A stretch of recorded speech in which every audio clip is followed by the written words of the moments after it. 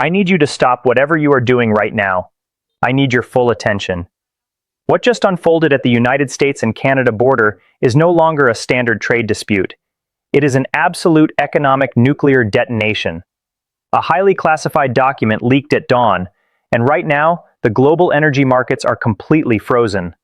4 million barrels of oil moving south every single day have just become the ground zero of a terrifying geopolitical showdown. Donald Trump just launched an asymmetric shock to seize total control of Canada's energy, and Mark Carney responded with a high-stakes gamble that could shatter the Western alliance. If you are not subscribed to this channel, hit that button right now and turn on the notification bell. Do not miss a single second.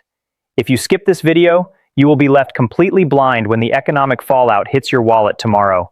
This is breaking news, and you need to know the truth. At exactly 9:05 in the morning, the United States Department of Energy and the Office of the United States Trade Representative dropped a political hand grenade. A joint demand document landed on the desks of the Canadian government in Ottawa. There was no prior warning. There were no polite diplomatic phone calls. There was no soft bilateral negotiation. This was a raw, unfiltered exercise of economic coercion. The mainstream media immediately called it a massive contradiction, pointing out that just days earlier, Donald Trump stood before the television cameras and explicitly stated that America does not need Canadian energy at all. The pundits laughed. They thought it was a classic communication blunder. They were completely wrong. What the talking heads on television failed to realize is that this public dismissal was a calculated asymmetric psychological play. By publicly declaring Canada's most valuable resource worthless, Trump was deliberately depressing its perceived value, attempting to strip Ottawa of its confidence before slamming down the ultimate structural trap. It was a classic real estate negotiation tactic, scaled up to the level of global superpowers, designed to induce immediate panic. Inside the chaotic trading pits of the New York Mercantile Exchange, panic is exactly what happened. Computer algorithms went haywire. Crude oil futures fluctuated wildly as traders frantically tried to price in the sudden threat of disrupted supply lines. In the high-security rooms of the Canadian Prime Minister's office, the atmosphere was suffocating. Red folders were being shuffled across desks. Secure phone lines were buzzing across the entire continent. Washington was not asking for a temporary favor.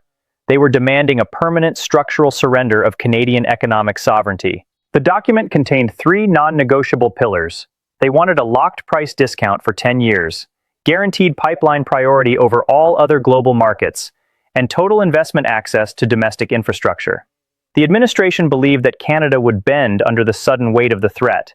They believed that what Canada sells, America controls, and that economic leverage produces absolute compliance. The strategy had worked on dozens of other nations, and they expected the exact same result in Ottawa. But then came 2:14 in the afternoon. The briefing room filled with reporters, the tension thick enough to cut with a knife. Mark Carney stepped up to the microphone. He did not look angry. He did not look panicked. He looked completely, terrifyingly clinical. Joined by the nation's top energy regulators, Carney sent a clear signal to the world before he even opened his mouth. This was not a political shouting match. This was a sovereign defense. Carney delivered a single, devastating word: no. Wait, it gets worse. Much worse. If you think this is just a routine pricing dispute between 2 neighboring trading partners, you are completely misreading the chessboard. What I am about to show you changes the whole picture entirely. I stayed up all night analyzing the exact text of this leaked document, cross-referencing its specific legal clauses with past trade confrontations involving uranium, potash, natural gas, and electricity. My eyes were bloodshot staring at the screen because the realization was terrifying. The blueprint is identical. The handwriting is unmistakable. This is a systematic, weaponized playbook designed for 3 things: monopolize, freeze, and assimilate. This is the moment the administration attempted to convert a sovereign foreign resource into a permanent American strategic asset. Let us use the translator persona here to strip away the boring, sterile diplomatic language and look at the brutal economic reality underneath. Demand number 1. The document calls for a 10-year locked discount on Canadian crude oil. The official text frames this as market stabilization and mutual security. Let me translate what that actually means. It means economic castration. It forces a sovereign nation to legally bind its hands, stripping Ottawa of any ability to negotiate better terms as global dynamics shift.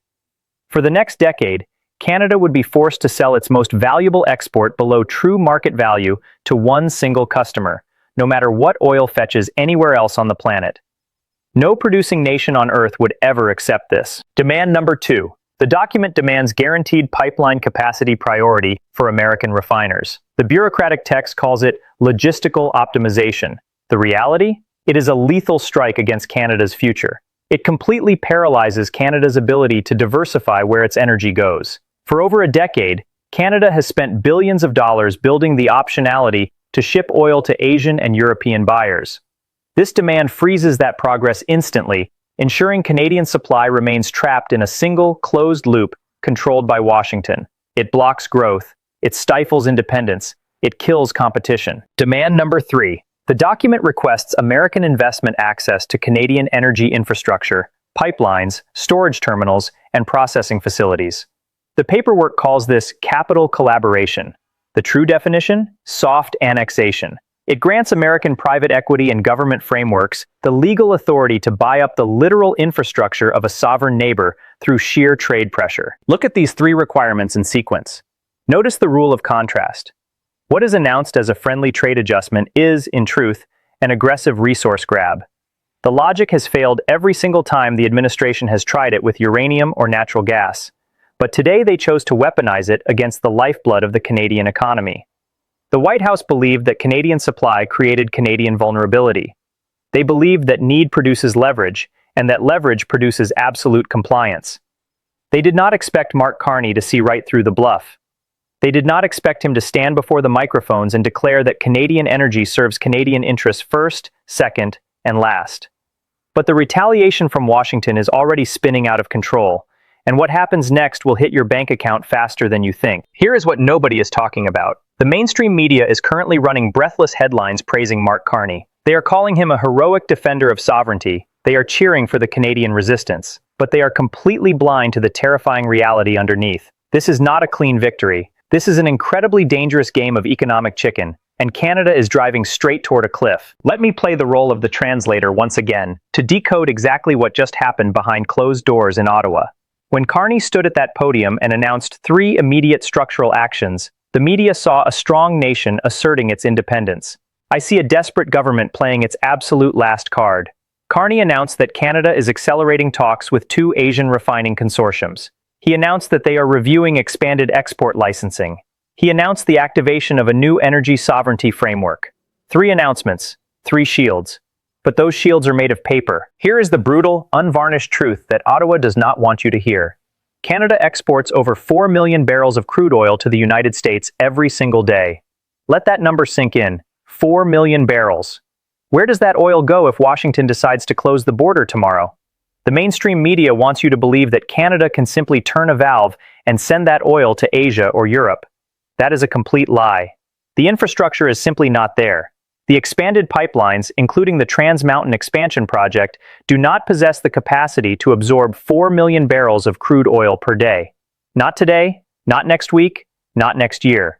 If the United States administration decides to completely freeze Canadian energy imports in retaliation for this refusal, the Canadian economy will suffer a total structural collapse in less than 72 hours.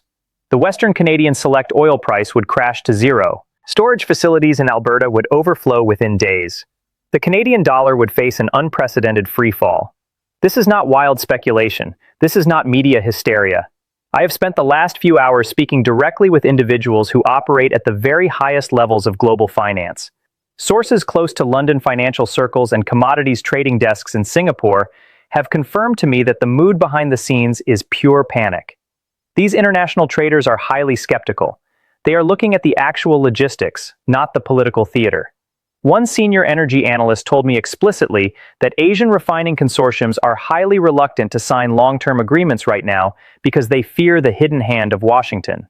They know that any fleet of oil tankers leaving Canadian ports could face quiet, aggressive maritime sanctions or regulatory blockades from the United States Treasury Department. Now, I know some of you might be skeptical. You might think this is an exaggeration.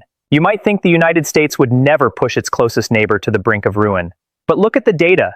If you examine the real-time capital flow charts and maritime shipping manifests available right now, You can see that major institutional investors are already pulling billions of dollars out of Canadian energy equities. They are not listening to Carney's brave words. They are looking at the math. The math does not lie. Canada is trapped in a geographic monopoly. 99% of its energy exports go to one single country. You cannot undo a century of economic integration with a single afternoon press conference. Mark Carney knows this. Donald Trump knows this.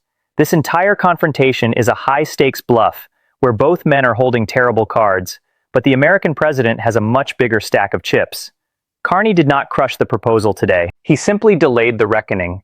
He threw a match into a room filled with gasoline, and the explosion is about to ripple across the entire globe, affecting everything you buy. Let us pull the camera away from the high-security briefing rooms in Washington and Ottawa.